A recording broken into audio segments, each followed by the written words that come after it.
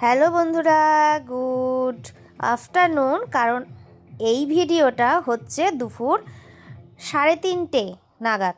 আমরা রেডি হয়ে গেছিলাম বর্ধমান কৃষ্ণসায়র উৎসব মেলাতে।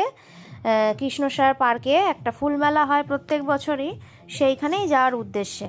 তো খাওয়া দাওয়া করে বেরিয়ে পড়েছিলাম, আর পার্কে ঢুকেও পড়লাম। দেখো, আর ফুল মেলা বলে কথা, ফুল থাকবে না এটা তো হতেই পারে না। খুব সুন্দর ফুলের বাগান, আর তার মাঝখানে একটা বিরাট বড় পুকুর আছে।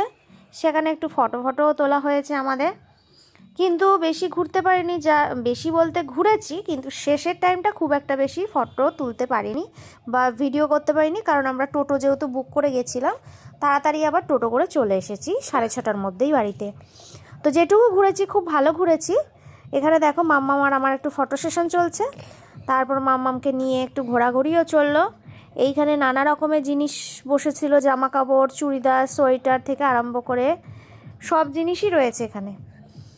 এই দেখো হাতের কাজের অনেক জিনিসও রয়েছে। তা প্রত্যেক বছরই যাই, কিন্তু গতবার আমাদের যাওয়া হয়নি, তাই ভাবলাম এবারও ভেবেছিলাম যাওয়া হয়তো হবে না। তা যাই হোক, রবিবার দিন বললাম, তোমাদের দাদাভাই বললো চলো তাহলে ঘুরে আসি, সেই জন্যই একটু চলে এলাম ঘুরতে। দেখো এই জায়গাগুলো এতটাই সুন্দর যে পিকনিক করার জন্য খুব ভালো জায়গা, কিন্তু এখানে পিকনিক করতে দেয় না। আর এইখানে তো মেলা যেহেতু খাবার দাবার প্রচুর বসেছে, তার জন্য এখানে হনুমানের উৎপাতটাও খুব বেড়েছে। একদম নিচে নেমে চলে আসছে, এমনকি দোকানদাররা বলছে যে খাবারও নিয়ে পালিয়ে যাচ্ছে এক এক সময় দোকানে কেউ যদি না থাকে। তাই একটু ভিডিও তুলছিলাম। দেখো এর ওপরেও মাথাতে বসে আছে দুটো হনুমানের বাচ্চা।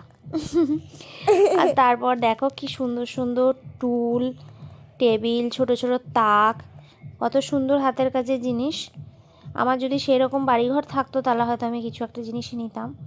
চেয়ারগুলো খুব সুন্দর, তাই ভাবলাম একটু ভিডিওই করে যাই। হাতের কাজ এত ভালো, নকশাগুলো এত সুন্দর। তারপর খেলাম একটু পাপড়ি চাট, কিন্তু পাপড়ি চাটটা একদমই ভালো ছিল না, নরম ছিল, একদমই ভালো নয়। তা যাই হোক, ওটাই খেয়ে নিতে হলো, খেলাম কোনো রকমে। আর তারপর একটু ঘোরাঘুরি করলাম, দেখতেই পাচ্ছ এই ভিডিওটা করেছি। আর আমি ভাবছি কি সুন্দর দড়ি দিয়ে কাপগুলোকে সাজিয়ে রেখেছে, দেখে তো ভালোই লাগছে। আমি নিতাম, কিন্তু আমার বাড়িতে প্রচুর কাপ রয়েছে, এখন আপাতত কাপ লাগবে না। তোমাদের দাদাভাই বলছিল তুমিও নিয়ে যাও বাড়িতে, এইভাবে গ্রিলের মধ্যে ঝুলিয়ে ঝুলিয়ে রাখবে জায়গায় না ধরলে।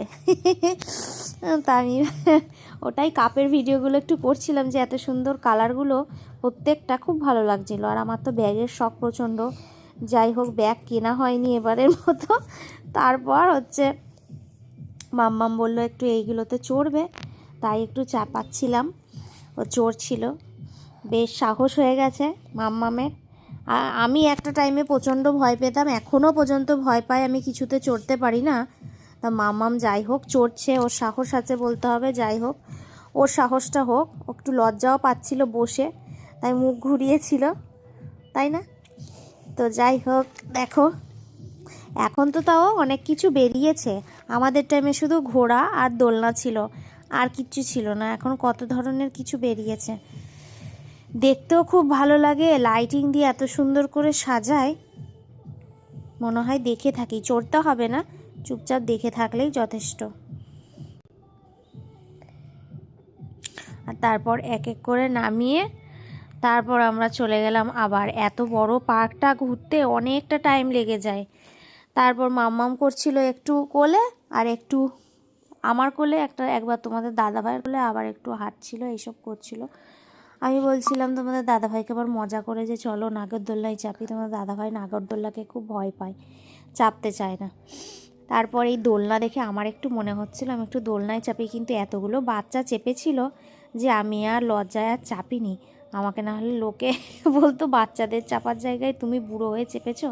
কিন্তু আমার এখনও এই দোলনা চাপতে খুব ভালো লাগে। তা মাম্মামকে চাপালাম, মাম্মামেরও খুব মজা হচ্ছিল। তারপর একটু খাওয়া দাওয়া আবার করলাম, পকোড়া খেলাম, খেয়ে দিয়ে তারপর রওনা দিলাম। টোটোওয়ালাকে কথা বললাম, টোটোর সঙ্গেই তাড়াতাড়ি করে চলে এসেছি। খুব বেশি দেরি করিনি, খুব বেশি দেরি না বললেও অনেকক্ষণই ঘুরেছি, প্রায় 4টে থেকে মোটামুটি 6টা, বাড়িতে আস্তে আস্তে 6:30, অনেকক্ষণই ঘুরেছি। তো এই গেটটাও খুব সুন্দর সাজিয়েছিল। এই মেলাটা খুব বড় সড়ই হয়।